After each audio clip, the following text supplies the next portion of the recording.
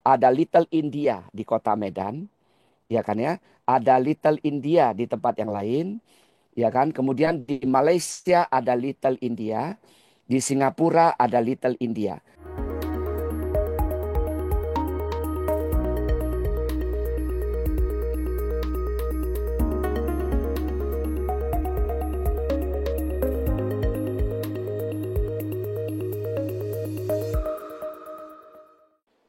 Oke, baik. Terima kasih Ratna. Pertama-tama yang kita muliakan bersama, guru kita bersama, guru saya yang mulia Utamo Mahatera. Izin Bante, saya mendahului ya, supaya nanti Bante bisa melengkapinya secara sempurna begitu ya. Murid biasanya tidak sempurna, nanti guru yang akan menyempurnakannya ya. Juga yang terhormat rektor dari Nalanda Institute ya. Tadi ada Dr. Sutrisno, ada Romo Chansitek dan teman-teman serta penonton dari seluruh dunia ya. Namo Buddhaya. Baik, malam ini temanya menarik sekali ya. Izinkan saya berbagi layar terlebih dahulu supaya kita bisa melihat beberapa poin penting ya yang bisa kita jadikan untuk bahan diskusi nantinya. Nah, saudara, kita lihat di sini ada beberapa hal yang penting ya. Tema kita hari ini adalah mengenai law of attraction ya, hukum tarik menarik sesuai dengan dharma. Apakah sesuai dengan dharma? Maka jawabannya menurut saya, sebelum nanti kita bahas turunannya yang membuktikan bahwa ia sesuai dengan dharma, adalah law of attraction ini sudah pasti sangat sesuai dengan dharma. Saya suka bilang begini kepada banyak orang ya, Buddhism is old but gold. Ya, Anda boleh rekam ini, boleh diteruskan kemana-mana ya. Nanti bisa di-share, bisa di-tag ke Nalanda, bisa di-tag ke saya. Saya ulangi kalimatnya ya. Jadi, Buddhism is old but gold. Artinya, agama Buddha itu tua tetapi emas. Ya, konsekuensinya apa? Konsekuensinya adalah ajaran ini akan terus bagus sesuai dengan perkembangan zaman. Jadi kalau pertanyaannya apakah law of attraction itu sesuai? Sangat sesuai. Ya. Nah, karena Buddhism is old but gold. Dia akan berlaku terus-menerus sampai kapanpun. Timeless. Orang mengenal agama Buddha atau tidak mengenal agama Buddha, maka hukum ini akan terus berlaku. Ya. Jadi hukum tarik-menarik itu akan terus berlaku dimanapun sampai kapanpun. Itu ya. Jadi itu kalimat pengantar pertama. Buddhism is old but gold. Ya, jangan lupakan kalimat itu. Kita akan membahas 4 hal penting dalam durasi 20 menit ini. Sebelum nanti sampai pada pertanyaan pendalaman dengan guru kita bersama yang mulia Utamo Mahatera. Syukur-syukur saya nanti bisa juga ikut menjawab ya, sedapatnya. Nah saudara, kita lihat ada 4 hal. Satu, kita akan memahami filosofi tarik-menarik itu sesuatu yang tidak bisa kita hindari dari hidup kita. Ya, kehidupan kita pasti kita akan berhadapan dengan namanya filosofi tarik-menarik. Ya, yang kedua, kembangkan potensi karena dia nanti berkaitan dengan hukum tarik-menarik. Potensi yang Anda bangun, yang Anda kembangkan, yang Anda tumbuh kembangkan itu akan memengaruhi bagaimana diri Anda, lingkungan Anda, dan lingkungan alam semesta ini. Begitu. Yang ketiga, nanti kita akan belajar fokus pada hal yang penting saja agar tarik-menarik yang tertarik nanti adalah hal-hal yang baik, bukan hal-hal yang buruk. Dan yang keempat, hal penting apa saja sih yang perlu kita kembangkan ya, agar kita bisa menarik hal yang positif sebagaimana tujuan kita umat Buddha, umat manusia pada umumnya adalah mencapai kebahagiaan di dunia ini dan di dunia selanjutnya. Kita lihat, saya mulai dengan yang pertama, filosofi tarik-menarik. Di barat ada sebuah kalimat ya yang mengatakan birds of a feather flock together. Ya, birds of a feather flock together. Burung sejenis bulunya cenderung akan menyatu, cenderung akan bersama. Setujukah Anda dengan ini?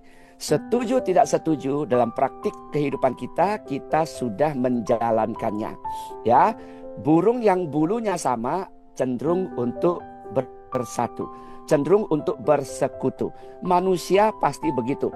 Kenal Dharma, tidak kenal Dharma, beragama Buddha, tidak beragama Buddha, hal ini tetap akan berlaku.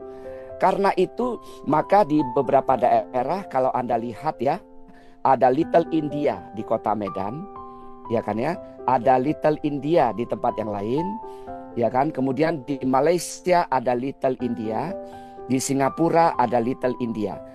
Hal itu sebetulnya secara hukum tarik menarik dia wajar saja.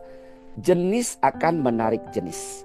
Ya, di Malaysia ada Chinatown, di Singapura ada Chinatown, di Indonesia ada Chinatown, di banyak negara ada Chinatown. Sebetulnya hal itu secara hukum tarik menarik, the law of attraction, ya, hal itu biasa-biasa saja sebetulnya. Tidak ada sesuatu yang perlu dikhawatirkan sepanjang arahnya positif. Ini hukum alam yang tidak bisa kita cegah. Sama dengan ketika hujan turun, tidak ada yang bisa mencegahnya kecuali membawa payung, ya, supaya tidak basah. Itulah kita harus sadari agar kita tidak stres sendirian untuk mencoba menghentikan hujan. Ya, pawang hujan bisa menghentikan hujan, tapi mungkin sifatnya temporary, sifatnya sementara. Jadi kembali ke masalah ini, bahwa birds of a feather flock together. Burung sebulu cenderung bersekutu. Ya, jadi tidak ada sesuatu yang aneh, dia akan terus berlaku. Saya akan buktikan kepada kita bahwa hal ini akan sering terjadi pada lingkungan kita. Kita lihat, orang yang suka makan, suka pesta, suka ngafe, cenderung mencari temannya yang sama. Betul nggak? Coba, misalnya kita ajak orang teman yang nggak suka kafe, ya nggak suka ngafe. Yuk ngafe, males ngabisin duit. Males bagus buat rebahan aja di rumah. Malas Kenapa? Karena dia tidak sejenis. Dia pasti enggan dan tidak nyaman, tidak menikmati. Beda dengan mereka yang suka ngafe. Baru saja dikirim satu kalimat dia langsung oke, siap. Belum mandi pun ikut dan langsung bangkit dari tempat tidurnya, ya, untuk ngafe. Kenapa? Karena ia menyukai hal ini. Ia berarti memiliki kesamaan hobi, kesamaan kesukaan, ya, kesamaan tendensi dengan orang yang mengajaknya. Jadi itulah hidup kayak gitu. Kita lihat, mereka yang suka piknik ke gunung cenderung memiliki teman-teman yang juga suka ke gunung. Ya, tidak mungkin orang yang suka ke gunung, ya kan ya, kemudian dia mengajak mereka yang suka ke pantai misalnya. Orang pantai dan orang gunung beda. Nanti dari pisau bedah psikologi beda lagi soal sifat dan karakter manusia seperti ini, kan begitu ya. Dia sukanya apa, kecenderungannya apa, mungkin bisa juga dia berbeda. Jadi seperti itu saudara sekalian. Nah, kemudian kita lihat, dia akan berbeda lagi kalau punya kecenderungan, punya hobi yang berbeda. Kita lihat, mereka yang suka ke pantai cenderung akan mengajak temannya yang ke pantai dan dia sangat menikmati. Ya, mereka yang suka makan-makan, ini biasanya badannya mantap, makan tempat. Ya, alias besar-besar, ya kan ya, hobinya makan.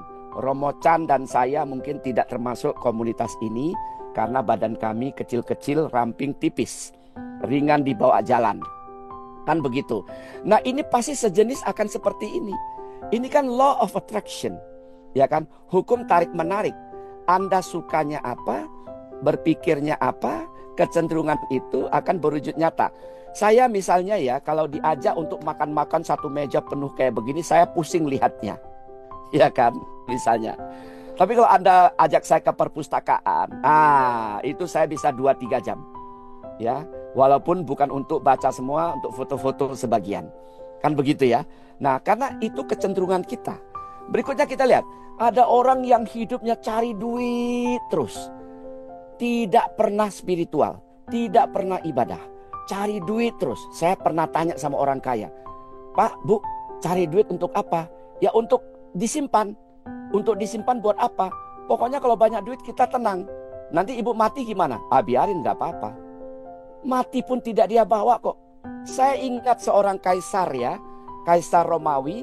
Kalau saya tidak lupa namanya, seorang kaisar namanya Marcus Aurelius. Ketika dia mau meninggal dunia, dia meminta 3 hal. Saudara sekalian, soal harta benda ya, dia minta 3 hal.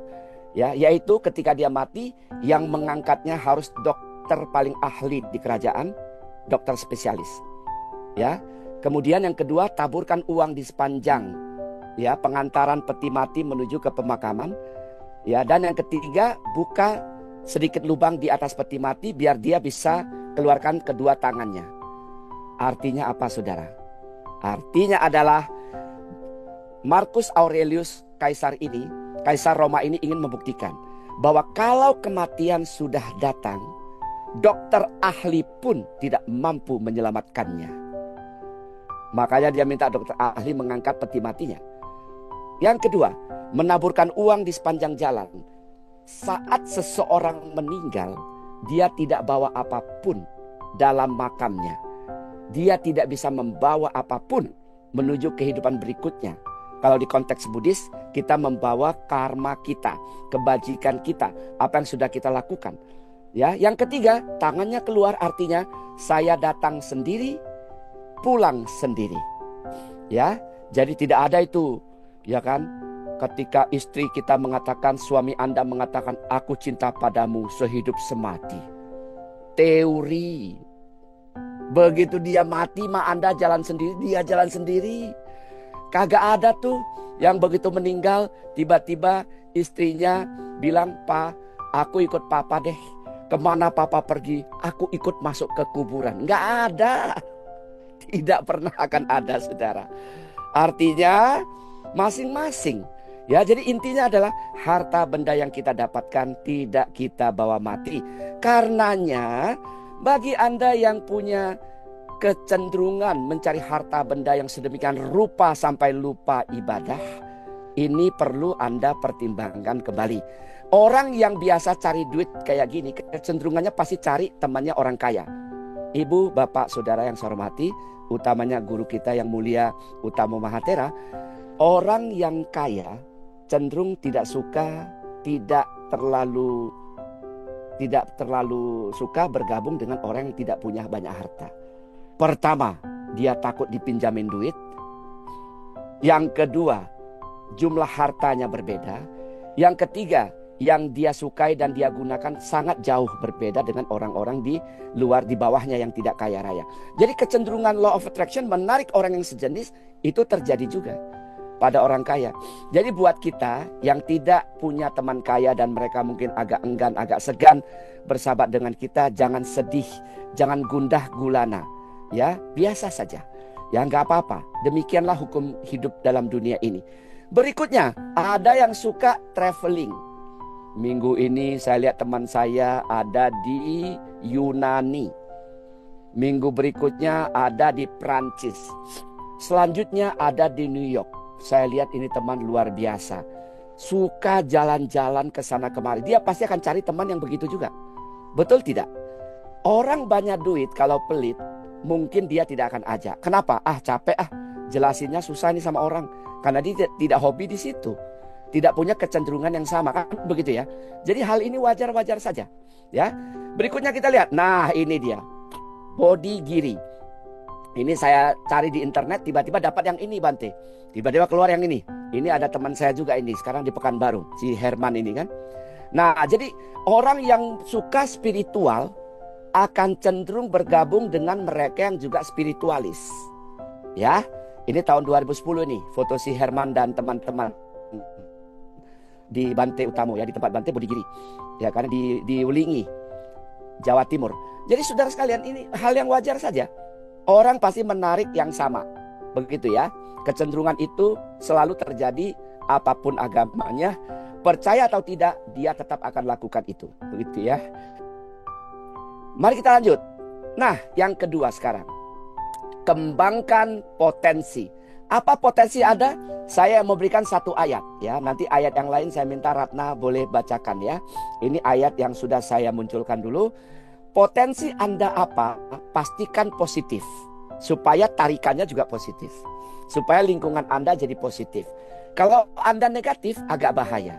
Nanti ketika meninggal dunia yang datang pikiran-pikiran itu, maka kelahiran Anda di kehidupan mendatang tentu akan sangat menyedihkan dan menyeramkan. Nah, kita lihat nih, Dhammapada ayat 80. Ya.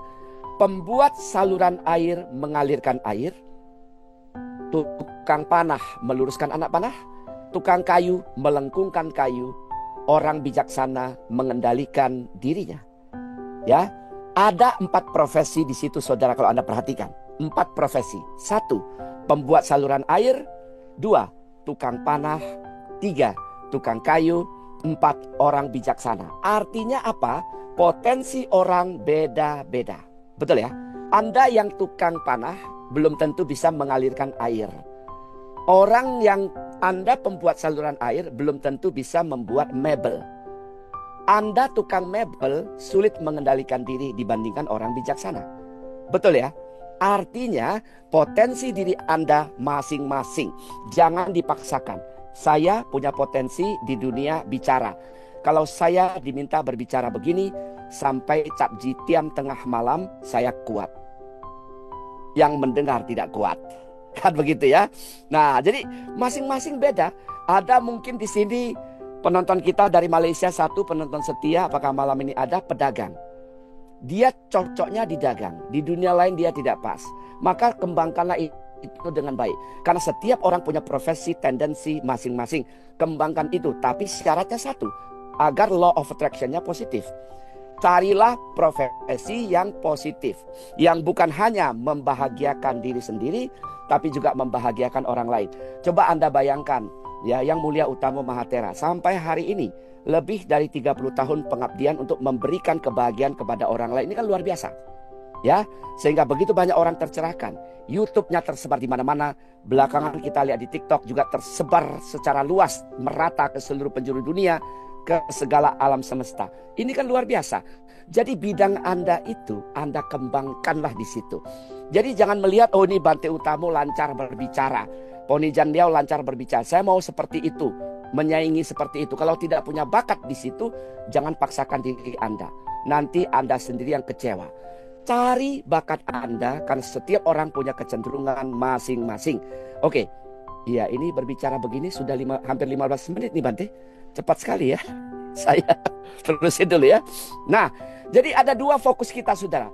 Anda mau fokus duniawi terus menerus, cari harta, tahta, dan kereta, ditambah kuota. Atau Anda mau spiritual saja. Saran saya, lakukan keduanya. Harta, tahta, kereta, dan kuota Anda dapatkan di dunia ini. Tapi jangan lupa spiritualitas juga Anda kembangkan. Seminggu sekali minimal pergi ke wihara. Ibadah di tempat Anda yang Anda cocok. Kalau Bante istilahnya dulu saya ingat betul beliau mengatakan agama adalah soal kecocokan. Anda cocoknya di tradisi ini, monggo.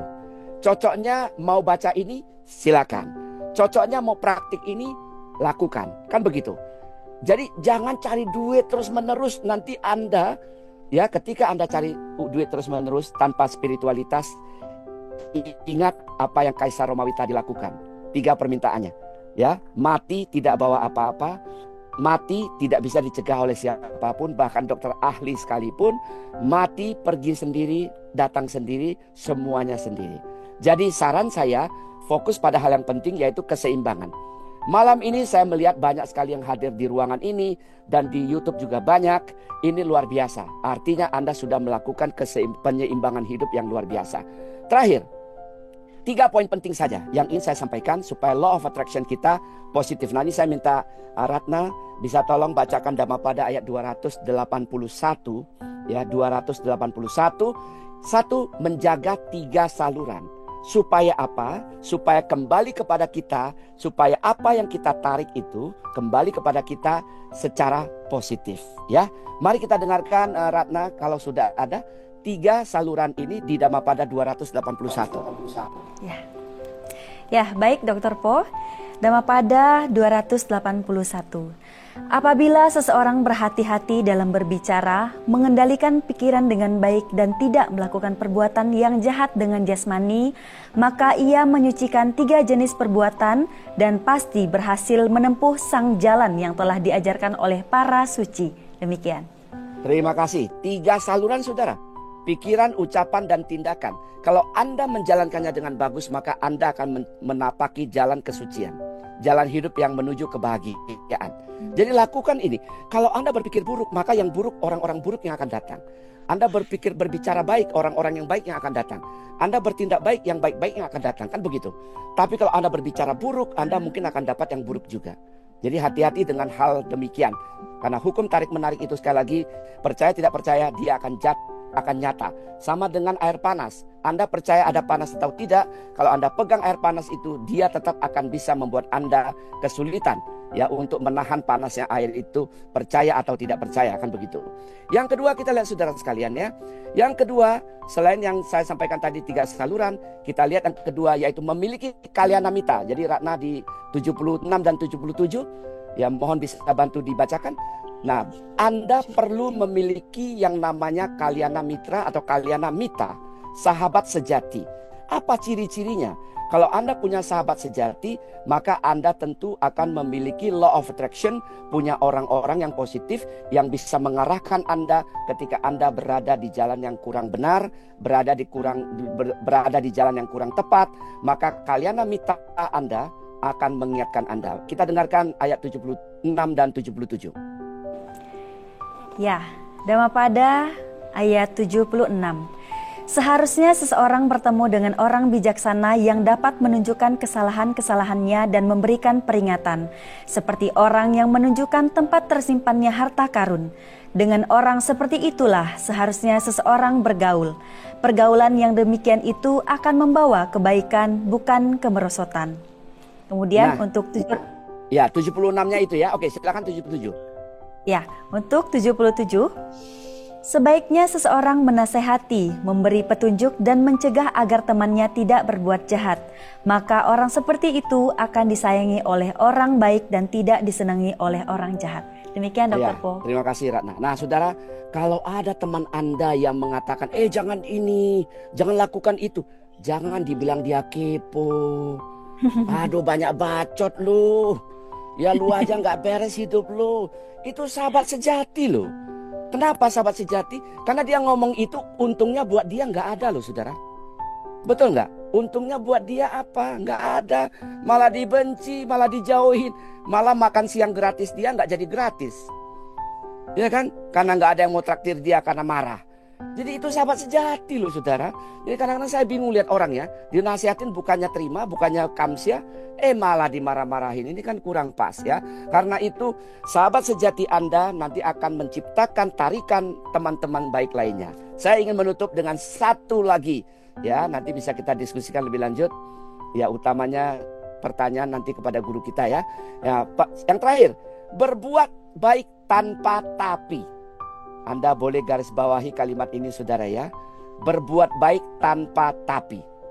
Jangan ada tapi-tapi kalau berbuat baik. Jangan begini, aku mau berbuat baik, tapi begitu melihat betapa kasarnya mulut orang ini, saya kayaknya gak jadi berbuat baik. Saya ingin berbuat baik, tapi gak usah. Kebajikan atau kebaikan tanpa tapi. Nah kita baca ayat terakhir 304 ya. 304 nanti mohon Ratna bisa bacakan ini. Jadi ketika berbuat baik, maka Anda akan menarik orang baik kepada Anda juga. Jadi lakukanlah secara tulus dan ikhlas tanpa ada tapi. Lakukan saja, saya berbuat baik, titik. Mungkin Anda pernah dengar istilah begini, berbuat baiklah demi kebaikan itu sendiri. Pernah dengar itu ya? Berbuat baiklah demi kebaikan itu sendiri. Jadi tidak ada tapinya. Saya berbuat baik, titik. Jangan kasih koma. Ya, titik saja. Saya berbuat baik, sudah. Karena itu adalah kodrat manusia, saling menolong. Ya, ayat penutup 304. Silakan Rana. Ya, Dhammapada 304. Orang baik akan terlihat dari jarak jauh seperti puncak gunung Himalaya. Orang jahat tidak terlihat meskipun dari jarak dekat, seperti anak panah yang dilepaskan di kegelapan malam. Demikian Dr. Po. Ya, terima kasih Ratna. Bayangkan saudara, orang baik terlihat seperti puncak gunung Himalaya. Itu jauhnya kayak apa? Saya pergi ke India, baru lihat puncaknya aja itu dari jauh sekali. Bayangkan saudara, sudah terlihat orang baik. Begitu dari jauh kelihatan, oh ini Romo Chansitek, orang baik. Ya kan? Lihat dari jauh Dr. Sutrisno, ini orang baik. Ya mudah-mudahan dari jauh Poni Jan Liao, orang Medan yang agak gila tapi baik. Kan begitu. Jadi hal-hal seperti ini kan perlu, saudara.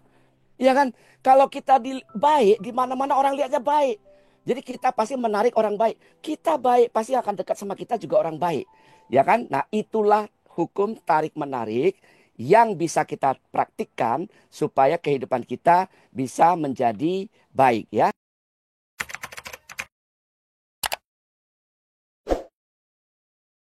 Silakan like, komen, subscribe dan share sebagai Damadana yang merupakan pemberian yang tertinggi di antara semua pemberian lain agar dapat dirasakan oleh banyak orang.